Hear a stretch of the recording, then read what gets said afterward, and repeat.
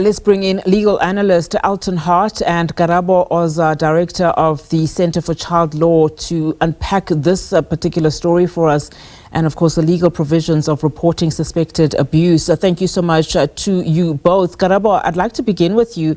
Firstly, your reaction to this particular matter. I mean, quite devastating that you have these two very young children, one of course a 4-year-old girl succumbing to her injuries, brought to her by her father, and of course this 2-year-old child also sustaining these horrible injuries, and also have been faced with child assault and abuse for a number of years. Yes, thank you so much. No, certainly very sad and worrisome situation. I think in the past two years, the increasing number of children being subjected to violence and abuse in their homes is something that we certainly need to worry about. It means we're failing with prevention and early intervention. We're failing to detect where children are being abused. And maybe where it's detected, it's not taken seriously enough to then put all the measures that the Children's Act and the Sexual Offences Act require us to follow through and protect the children. So yes, prevention has failed. And now the question comes in as, does the law then in response now really deter, similarly place parents from abusing their children in this particular manner? And I'm going to explore that a little bit further later on. Elton, perhaps let's also rope you in here. So this 32-year-old man is now facing numerous charges ranging from rape, assault with grievous bodily harm. Just speak to us about these particular charges and the seriousness of this case, particularly now as we have two people potentially facing these charges, with the other parent facing a charge of failure to report this crime. No, indeed, the charges that's leveled against both the parents is of a very, very serious nature, and one needs to also understand the context of these charges. And I think the state, if they look nicely into the scenario, they would find that this child was maybe raped on multiple occasions, which means there can be multiple rape charges that's against the parents. Also, compelled rape is also one of the things that maybe can be explored. So it's not just because the child was raped, but if it's shown that he was raped over a period of time, which means that multiple charges of rape. So if you rape a person today and you rape him tomorrow, it's not one rape charge, it's a couple of rape charges, and also assault GBH, because the wounds or the pain or the suffering that was inflicted upon this minor child is of a severe nature. So these charges, all in all, is what we talk about a Schedule 6 bail application, and 10-1 when he gets sentenced and the mother together, they might be subjected to the minimum sentences that's applicable for rape, which is 15 years or more. Yeah, and I'm going to go back to the mother in just a moment. But Karabo, let's talk about the provisions, for community members or even a neighbor to report suspected child abuse, because in this case, one can only imagine what legal ramifications neighbors place. I'm also reminded of a story that happened in Limpopo, where a 15-year-old girl who was raped by her biological father, who fell pregnant, reported the case to the mother, also did not receive help even from her other family members.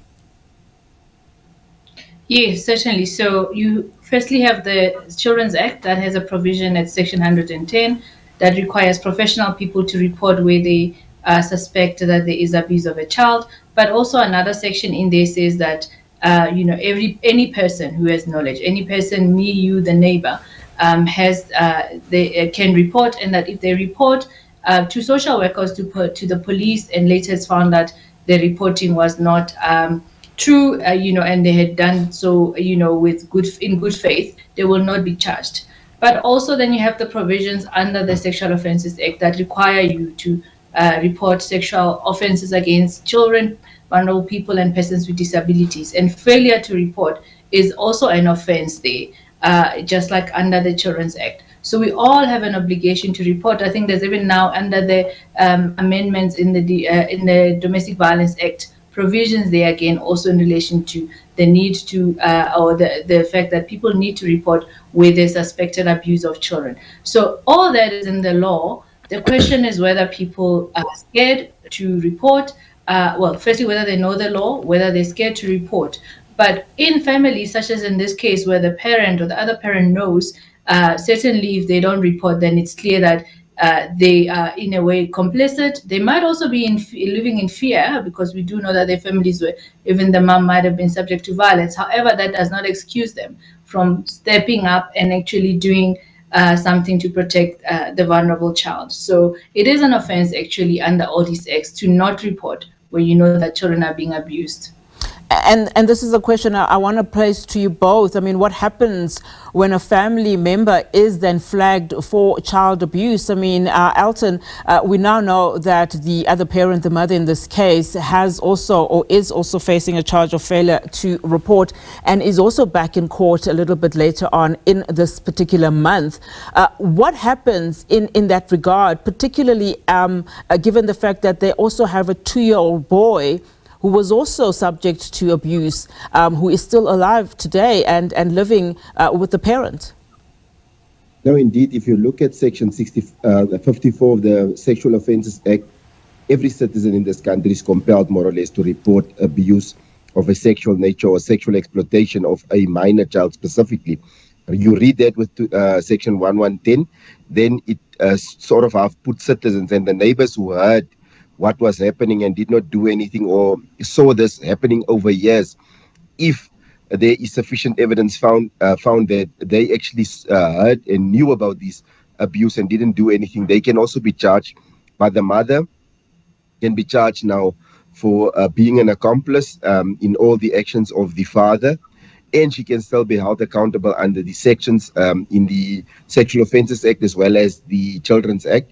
And on top of that, with the 2-year-old boy that's currently with them, I think Department of Social Development is failing that child as we talk now. If that child is currently still in their possession, that child, the moment they found out that this 4-year-old boy succumbed to wounds that was inflicted due to the actions and inactions of the parents, that child has to be removed under a Form 222 by the Department of Social Development and placed in a place of safety. Either be with family or friends that the child has good relation, or if there's no such people, in a facility that's a government facility where the child is taken away from harm. So that is some of the legal ramifications that comes out of this. And on top of that, obviously under the Children's Act, these people can be criminally charged, but also there is now also criminal offenses that they made themselves guilty of or allegedly committed, that they can be charged under the Criminal Procedure Act for these crimes, and they can actually load them all to make sure that they are being dealt with in accordance with the law. I'm sure that the department has acted accordingly, Elton. I would imagine, in this particular case, one would have, particularly the reaction from community. Karabo, we'll wrap with you very, very quickly. In the event that this lady, this woman was in fact living in fear, how then will she still, given these charges, be entrusted to look after this 2-year-old boy? I mean, the first thing is whether, in the criminal case, will she get, she's not found guilty because she's already been charged. If it does happen that in the end she's not found guilty for whatever reason after the trial, then she will have to face the process in the children's court, as Elton has said, to apply to then get the child back. But that will entail reports, that will entail a lot of work with social workers before the child would then be placed back with her. So she can't just say, I want my child back, and then begins and ends there. So yeah, fortunately for the child for now, the protective system is for that child, the 2-year-old, to be in the care system and for the court processes to take place before we can conclude whether the mom would one day get the child back or not. Either way, a devastating story this. Thank you so much to you both for your analysis. Really do appreciate it. Legal analyst Elton Hart and Karabo Ozah, Director of the Center for Child Law.